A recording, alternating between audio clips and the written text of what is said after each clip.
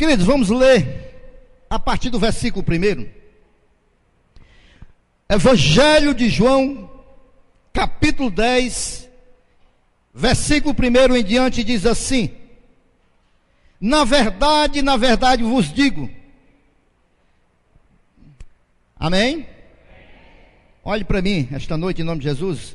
Toda vez que você vê na palavra do Senhor dizendo na verdade, você redobre a sua atenção, porque Jesus Cristo quer falar algo muito importante. Toda vez que você vê Jesus começando na verdade, redobre a atenção, porque Jesus quer falar algo muito sério. Na verdade vos digo, que aquele que não entra pela porta no curral das ovelhas, mas sobe por outra parte, é ladrão e salteador. Aquele, porém, que entra pela porta é o pastor das ovelhas.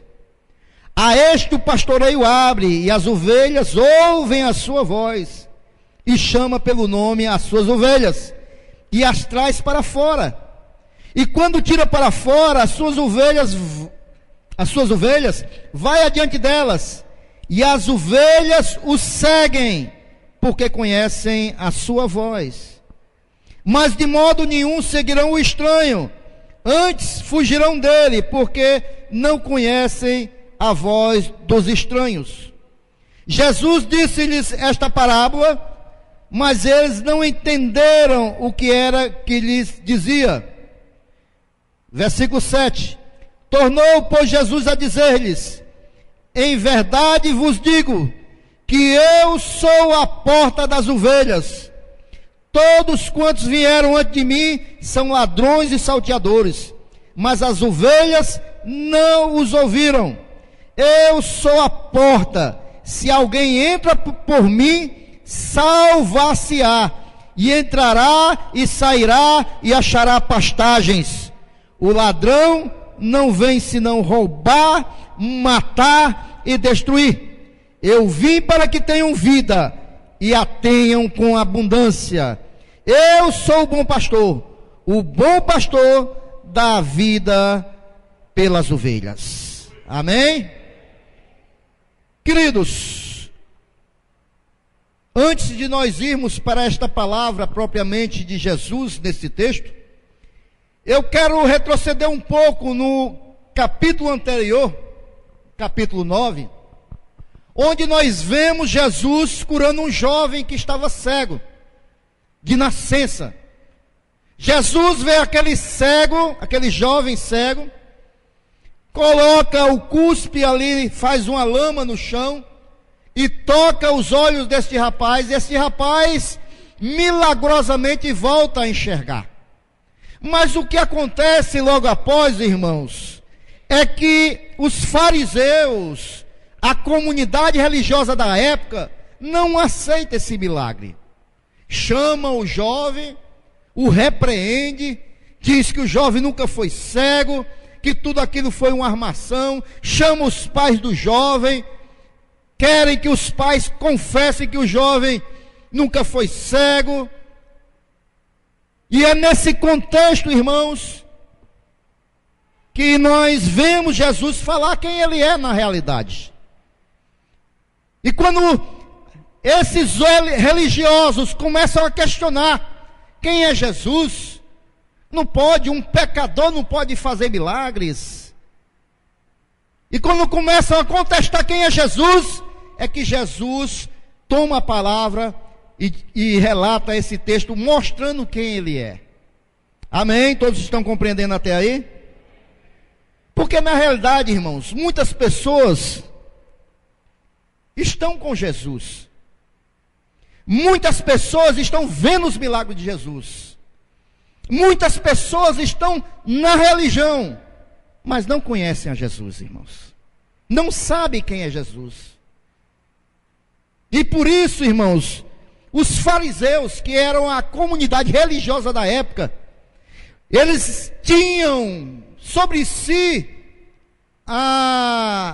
achavam-se que detinham a verdade de Deus.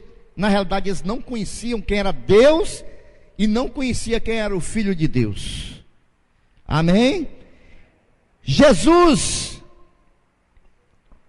ele começa a falar quem ele é. Ele diz que ele é a porta, que ele é o pastor das ovelhas, que as ovelhas ouvem a sua voz, que as ovelhas o seguem, porque na realidade era isso que estava acontecendo com os fariseus. Diziam conhecer a Deus, viam os milagres, mas não aceitavam, não seguiam a Jesus. E nós vamos lá para um outro texto, em Mateus capítulo 25, que Jesus fala justamente sobre esse, que quem não segue o pastor não são as ovelhas, porque são bodes. Quando Jesus vai separar as ovelhas dos bodes, em Mateus 25, ele fala isso, porque na realidade há muita gente envolvida com Jesus, mas são poucos que verdadeiramente conhecem a Jesus e se portam como uma ovelha para Jesus. Jesus começa a falar de forma simples. Eu sou o pastor, porque era a linguagem que Jesus usava, e é porque era o que o povo conhecia daquela época. Ovelhas, pastores, porta, e ele começa a fazer uma explicação de quem na realidade ele é para aquela comunidade. E eu acho interessante, queridos, vamos lá, capítulo 10, versículo 9. Ele diz: eu sou a porta. Ele começa dizendo: eu sou.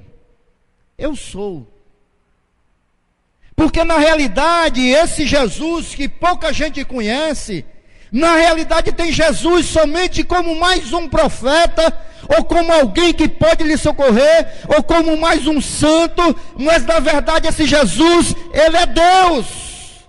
E quando ele diz eu sou, ele está dizendo aquilo que Deus diz lá em Êxodo capítulo 3, versículo 14, quando Moisés disse: Senhor, eu vou falar que o Senhor quer libertar o povo, mas eu digo o que para o povo? E Deus diz para ele: diga, o eu sou mandou te enviar essa mensagem. E Jesus, quando começa a dizer eu sou, ele está dizendo: eu sou Deus, eu sou aquele que era, que é e que sempre vai ser. Eu sou o alfa e o ômega, eu sou o princípio e o fim. Eu sou aquele que abre e ninguém fecha, aquele que fecha e ninguém abre. Eu sou aquele que dá uma palavra e ela se realiza. Eu sou o Deus Todo-Poderoso, Criador dos céus e da terra. É esse Jesus. E ele começa dizendo eu sou. E Jesus já tinha usado esse termo outras vezes. Quando Jesus disse: eu sou o pão da vida. Jesus disse: eu sou a luz do mundo, porque na realidade antes dele nós vivíamos em trevas, mas depois dele nós entendemos o que é viver em claridade de vida. Jesus disse: eu sou a ressurreição e a vida, porque nele, no eu sou, aquele que mesmo que esteja morto, viverá, porque ele é a ressurreição e a vida, porque não há vida sem Jesus. Não há vida fora de Jesus, irmãos.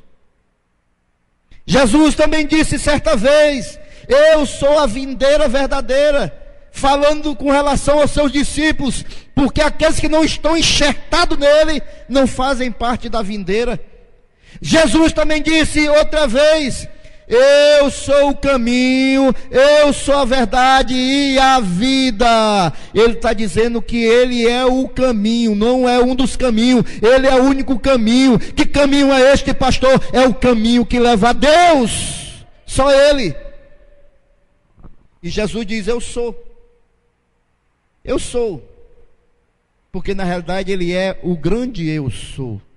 Não há outro antes dele nem depois dele. Só Jesus, irmãos. Só Jesus. Eu quero fazer aqui um parênteses para lhe chamar a sua atenção, irmãos, porque eu compreendo que aquele que é chamado para anunciar a verdade de Deus, irmãos, para pregar a palavra de Deus, ele tem que ser também um profeta de Deus e denunciar o que não é de Deus. Nós temos visto hoje, irmãos, muitas coisas dizendo que de ser de Jesus, mas sem ser de Jesus. Nós temos visto hoje, irmãos, muitas coisas, irmãos, de pessoas que dizem que estão com Jesus, mas não estão vivendo aquilo que é de Jesus. Não estão com o grande eu sou, irmãos. E na realidade, irmãos, se nós queremos saber verdadeiramente quem é Jesus, nós temos que ir para a palavra de Deus. Quando nós vemos que ele diz que eu sou o pão da vida, é aquele que te alimenta verdadeiramente com a palavra de Deus, porque ele é a palavra, o verbo se fez carne e habitou entre nós, ele é a luz do mundo, irmão, e onde tem luz, não pode ter trevas. Este é Jesus, eu sou. E ele continua dizendo, eu sou a porta, versículo 9, eu sou o que, irmãos? A porta. Eu sou a porta. Jesus não está dizendo que ele é uma das portas, não, ele está dizendo, eu sou a porta. Que porta é esta, irmãos? Para que essa porta? Porque Jesus se diz ser uma porta, irmãos. Muito simples, irmãos. Porque a humanidade, no princípio, se afastou de Deus. No princípio, com Adão e Eva, preferiu o pecado do que se vir a Deus. No princípio, irmãos, Adão e Eva preferiram olhar para as suas próprias necessidades do que olhar para a vontade de Deus. E a partir daquele momento, irmãos, houve uma ruptura, houve um distanciamento do homem com Deus. Quando Adão e Eva viviam no paraíso, eles não precisavam de nada, irmãos. Não lhes faltava nada. Tinham saúde perfeita, não tinha doença no mundo. Não havia morte, irmãos. Deus todo dia visitava eles. Eles tinham comunhão com Deus. Ali, irmãos, eles tinham tudo o que necessitavam para ter uma vida feliz, abundante. Mas chegou um dia que a serpente e o maligno os tentou, e eles preferiram ouvir a voz do maligno do que a voz de Deus. E a partir daquele momento, irmãos, foi construído um muro que separou a humanidade de Deus. O homem não tinha mais comunhão com Deus, o homem não tinha mais acesso a Deus, o homem não tinha mais aquela convivência com Deus. E ali se fez um muro de separação entre a humanidade e Deus. Mas Deus não desistiu do homem. E um dia o Senhor enviou seu único filho e disse: meu filho, vá, você vai ser o acesso, você vai ser a ligação do homem para mim novamente. Esse muro que foi construído entre mim e a humanidade, agora ele vai ser vazado, ele vai ser quebrado, vai ter uma porta de acesso, vai ser quebrado esta separação, e a partir de Jesus, a porta, nós temos ligação novamente para com Deus. A partir de Jesus, nós temos novamente comunhão para com Deus, pela porta que é Jesus Cristo. Ele não é só a porta, irmãos, mas ele também é o bom pastor. E o bom pastor, ele conduz esse rebanho ao Pai Celestial. Ele é a ponte. E o Senhor ainda diz no versículo 9: eu sou a porta, e se alguém entrar por mim. Esse alguém aqui, irmãos, deixa bem amplo. É todo aquele que quiser entrar por essa porta. Ele continua dizendo o que acontecerá aí, versículo 9: se alguém entrar por mim, salvar-se-á. Vai encontrar salvação. Se alguém entrar por essa porta, vai encontrar o que, igreja? Salvação. Se alguém, e aqui deixa aberto, se alguém, aquele que quer entrar por essa porta, vai encontrar salvação. E esse é o desejo de Deus. Lá em 1 Timóteo capítulo 2, versículo 4 diz: o qual deseja que todos os homens se salvem e venham ao conhecimento da verdade. A verdade, irmãos, é que Deus quer que todos se salvem, que todos cheguem ao conhecimento da verdade, irmãos. Que todos entendam qual é o propósito de Deus para as suas vidas.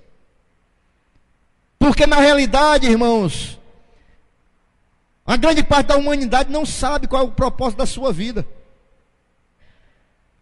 Se você chegar para alguém e perguntar assim, irmão, para que você vive? Para que é?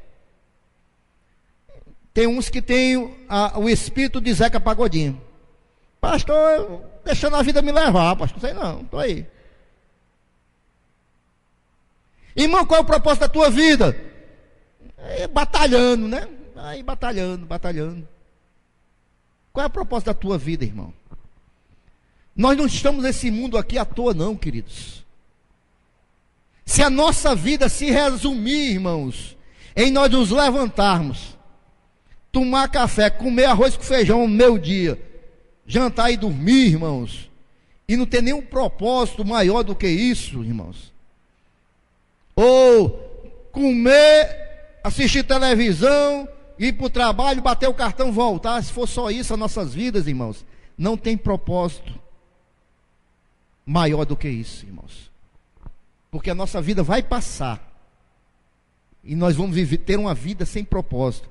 Não foi para isso que Deus nos criou, irmãos.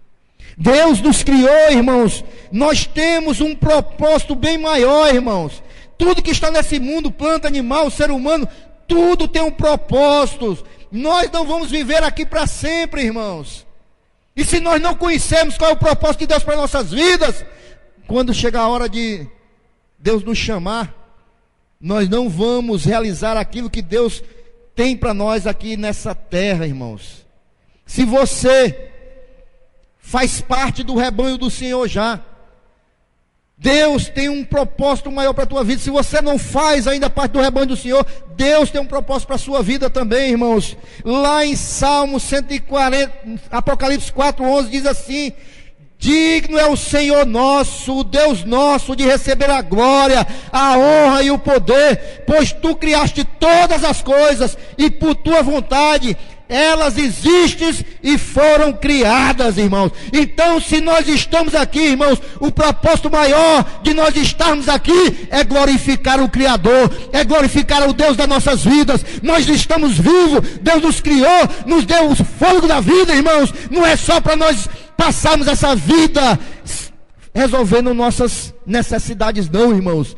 Acima disso, irmãos, tem um propósito maior de Deus para nós, irmãos. E o propósito maior de Deus para nossas vidas é que cada um de que está aqui esta noite possa glorificar a Deus com a sua vida. Aleluias!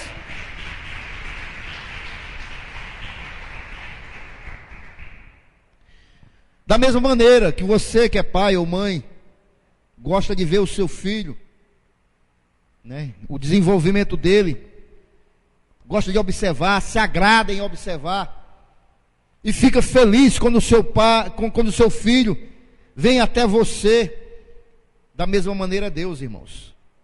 Da mesma maneira é Deus. Nós fomos criados para louvar a Deus. Se você não tem levado a sua vida a glorificar a Deus, irmãos, eu quero te chamar a atenção esta noite. Se a tua vida não glorifica a Deus, irmãos, se as nossas vidas não glorificam a Deus, nós estamos longe do propósito de Deus. Amém? Primeira coisa que Deus nos criou foi para que nós glorificássemos o nome dele. A segunda coisa para que Deus nos criou é para que nós fizéssemos parte da família de Deus. Nós sejamos os seus filhos, nós sejamos parte da família de Deus. A Bíblia diz em João capítulo 1, versículo 2: mas a todos quanto o receberam, deu-lhes o direito de serem feitos filhos de Deus. Todos quanto receberam a Jesus Cristo têm o direito de serem chamados de filhos de Deus, fazem parte da família de Deus. Alguém aqui recebeu Jesus esta noite? Algumas pessoas, irmãos, dizem ser cristã, mas não querem fazer parte da família de Deus. Algumas pessoas dizem ser cristãs, irmãos, mas não querem se relacionar com os filhos de Deus, irmãos. Não querem unidade, não querem comunhão. Não, eu quero servir a Deus do meu jeito. Não precisa eu estar em igreja, não precisa eu quero viver de todo jeito, eu não quero me misturar. Irmãos, pessoas que pensam assim, elas estão muito longe de se converter. Porque na realidade, a pessoa que serve a Cristo, ser cristão é ter relacionamento, irmão. Não existe cristão sem relacionamento, irmãos.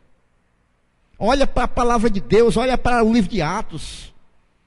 Os discípulos, Jesus, eles não tinham paz. Era todo tempo com o povo. Teve uma hora que Jesus disse: eu vou me esconder um pouquinho, fiquem aí, eu vou ali orar. Porque era todo tempo tendo um relacionamento, irmãos. A Bíblia diz que era diariamente na igreja e nas casas, irmãos, no partir do pão, na comunhão. Isso é o cristianismo, irmãos. Não existe eu ser cristão independente. Não, o que importa é o que está no meu coração. Meu irmão, no teu coração só tem carne e sangue, irmãos. O que importa é que está no teu espírito. Teu relacionamento com Deus, com teus irmãos. Talvez seja por isso que Deus resumiu todos os mandamentos em 2 somente. Amar a Deus sobre todas as coisas e o teu irmão como a ti mesmo. Fazendo esses 2 mandamentos, se realiza todos os outros mandamentos. Relacionamento, irmãos. No corpo de Cristo não tem independência, irmãos. Corpo não tem independência. Polegar querer fazer o que quer, independente do mindinho, não tem, irmãos. O corpo de Cristo é relacionamento. Amém? Fazer parte da família de Deus é isso, irmão. Fazer parte da família de Deus é ser igreja. Não existe, irmão. Não existe jogador sem time de futebol. Não existe abelha sem colmeia. Não existe soldado sem batalhão, sem exército, irmãos. Não existe crente sem igreja. Não existe, irmãos. E se nós queremos servir a Deus verdadeiramente, nós temos que fazer parte da família de Deus. E a família de Deus sou eu e você. Aliás, deixa eu dizer uma coisa para você. Você é mais família minha do que minha própria família. Porque eu passo mais tempo com você do que minha própria família. Minha própria família que eu falo, meus pais, meus irmãos, tios, primos. Eu passo mais tempo com você do que minha família de sangue. Então você é mais família minha do que minha própria família de sangue. Amém? E eu creio da mesma maneira você também, com relacionamento com seus irmãos. Nós vivemos mais junto do que com a nossa família. Jesus continua dizendo no versículo 9, irmãos. Versículo 9. Eu sou a porta, se alguém entrar por mim, salvar-se-á. Porque na realidade só vai ter salvação, irmão, se entrar por esta porta. Esta porta que é Jesus. Se não entrar, não tem salvação, irmãos. Não tem outro caminho que leve a Deus, não, só Jesus. Não tem outro caminho que conduza até Deus, só Jesus.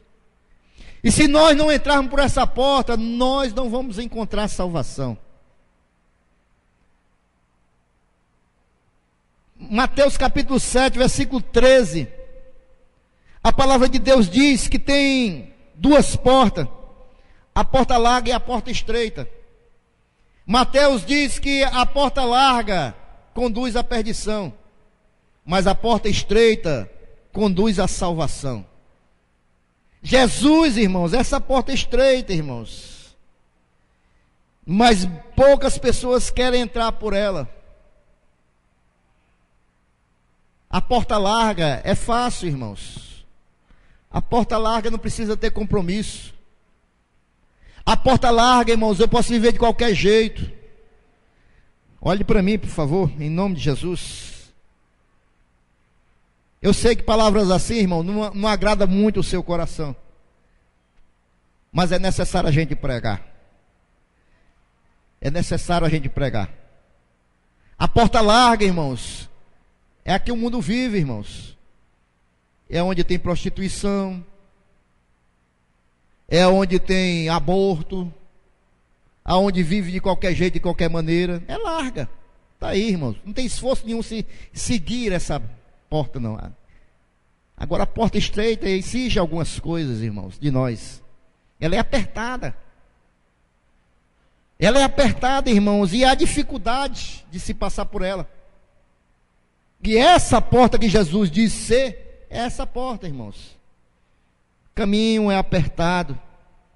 Quando a gente se lembra lá de Noé, o mundo vivia do jeito que queria, e Deus disse: eu vou destruir essa humanidade porque não me glorifica. Mas tinha uma família que era temente a Deus, a família de Noé. E Deus manda construir uma arca. E diz: olha, bota todos os animais nessa arca. E quando a porta se fechar, vai vir um grande dilúvio. E só tinha aquela porta de salvação, só tinha aquela arca de salvação, irmãos. E só aquela porta poderia salvar. Estava aberta, ficou aberta. Mas a humanidade não quis. Noé não tinha um plano B. Deus não tinha um plano B para a humanidade, era só aquela porta. E quando a porta se fechou, irmão, veio um grande dilúvio. Salvou só Noé e sua família e os animais, porque a humanidade não quis. Hoje só tem uma porta aberta, irmãos, é Jesus. E um dia essa porta vai se fechar. E um dia essa porta vai se fechar. E muitos vão dizer: meu Deus, onde está? Onde é que eu posso me agarrar? E não vai ter mais salvação, irmãos. Não tem plano B. É só uma porta que está aberta. Agora, para nós entrarmos por esta porta, vejam bem o que eu vou falar agora. Para nós entrarmos por essa porta de salvação, irmãos, nós temos que abrir uma outra porta. Que é isso, pastor? É uma outra porta. Uma porta que vai completar essa outra. Lá em Apocalipse capítulo 3, versículo 20, o Senhor Jesus diz: eis que estou à porta e bato. Se alguém abrir a porta, eu vou entrar e vou cear com ele. Essa porta é a porta dos nossos corações, irmãos. Só nós podemos abrir. Se nós abrirmos a porta dos nossos corações para Jesus entrar, aí nós vamos entrar pela porta que é Jesus e vamos encontrar salvação, porque vai voltar a ter comunhão novamente com Deus. Eu creio, querido, que você deve ter entendido o que Jesus quis dizer aqui esta noite. O Senhor Jesus, Ele quis dizer que Ele é a porta, mas Ele é o bom pastor. E se você é ovelha do rebanho do Senhor, você vai escutar a voz de Jesus esta noite te chamando. Jesus disse que o bom pastor, irmãos, as ovelhas seguem, irmãos, o bom pastor. Jesus disse também, irmãos, que o ladrão vem para roubar, para matar e destruir, mas ele veio para dar vida e vida com abundância. E esse bom pastor está aqui esta noite e ele convida: entre pela porta da salvação, porque o ladrão está aí para matar, para roubar e destruir. Se você ouvir a minha voz e entrar pela porta, você encontrará salvação. Você encontrará salvação. Não há meio termo, não há opções. Eu sou o caminho, a verdade e a vida. Se alguém quiser ao Pai, é através de mim. Pronto, ponto final. Eu não vou estar te dando aqui, irmãos, opções de você fazer campanha de não sei quantos dias. Eu não vou estar te dando a opção aqui, irmão, de você andar de joelho quantos quilômetros, porque nada disso vai te levar à salvação. Só tem uma porta que te leva à salvação, é Jesus. Não é Pedro, não é Maria, não é João, não é José, é Jesus, irmãos. E se você ouvir a palavra do Senhor esta noite e entrar por essa porta, você vai encontrar salvação para a tua vida. Se não quiser entrar, irmãos, eu te alerto. Eu te alerto esta noite que o diabo veio para matar, roubar e destruir. Busque a Jesus enquanto se pode achar. Se você já entrou por essa porta, mas não está firme com o Senhor, busque ter compromisso maior com Deus. Porque o diabo não brinca de ser diabo. E nós não podemos brincar de ser crente. E nós temos que estar firmes no Senhor. Porque os dias são maus, irmãos. E os dias estão se abreviando. A irmã Cássia ministrou aqui terça-feira. Todos os sinais da volta de Cristo estão se cumprindo, irmãos. Guerra, rumores de guerra, fome, pestes. Eu nunca vi tantas pestes aparecendo como nos últimos tempos. É dengue, é chikungunya, é maiaro, é não sei o quê. Zika. Cumprimento da palavra, irmãos. Não é outra coisa. AIDS, câncer de toda qualidade. Cumprimento da palavra, irmãos. Guerra, Síria, Iraque, Afeganistão.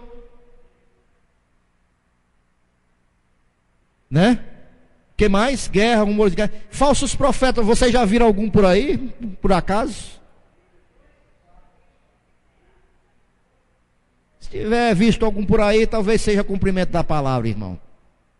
Tudo isso é cumprimento da palavra. Jesus está voltando.